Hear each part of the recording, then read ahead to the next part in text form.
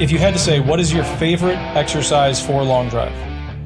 So in terms of weightlifting, deadlifts. Deadlifts are, in my opinion, the gold standard for building up your body, getting stronger, and building up muscle because it works all the body, all body parts pretty much.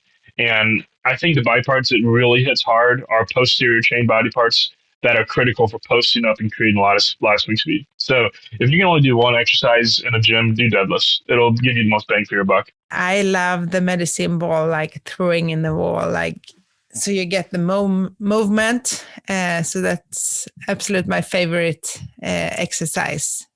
And then you can hit like throw the ball as hard as you can in the wall. But I'm not allowed to do that in these walls because Simon says it's going to like creak. Like don't throw the balls in the wall here. But I do it at the gym, and I believe that's because it's like a golf swing, but you can hit, like you can have a heavy ball, very heavy ball, and or you can have a lighter ball. And you can do different kind of like throw the ball different kind of ways. And trunk rotation. Weighted fast. What do you do? It's midline, so it can be heavy and it can be fast, depending on what I feel like I need. Oh boy, anything like a jump squat, anything explosive, anything like that. I think jump squats. I think that's my favorite one. Jump squat. I think just you got to know where you're at. You need to assess sort of mobility wise first, right? So know how mobile we're at, where we may need work, because that can be, a source of, potential for injury, but also a source of potential for performance.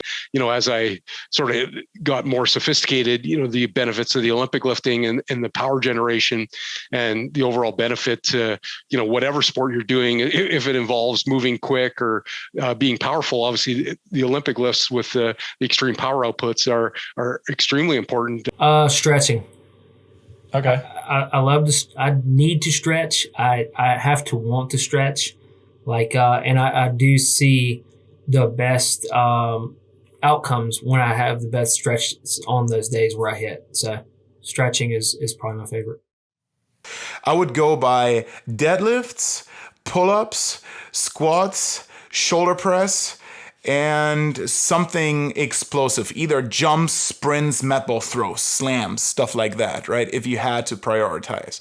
But what I try to do is cover all the different angles of my body and just stick to a maximum of 8 reps, better 5 reps, as explosive as possible, and cycle it in a way that I try to work out before I'm hitting, when it's more of a priming workout that is 50-60% intensity.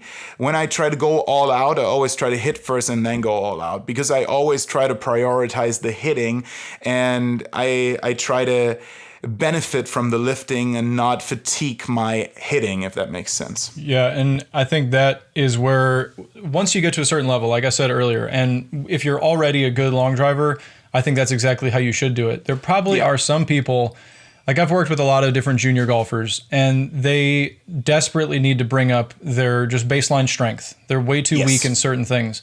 So maybe for them, eat more food and lift heavier, maybe prioritize that a little bit, because they're like, a lot of them are just junior golfers. They play high school golf. Maybe they're trying to play college golf or something like that, and they weigh almost nothing, and they're just a small framed person at that point, and they need to get bigger. So going out and hitting and pushing like your max speed, of course that's important, but it's always a priority thing, and what's going to give you the quickest benefit.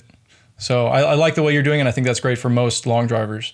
But also, there's the opposite out there. There's people there that should lose a lot of weight and actually get going. Actually, I mean, for a lot of people, the correct response would be just get started.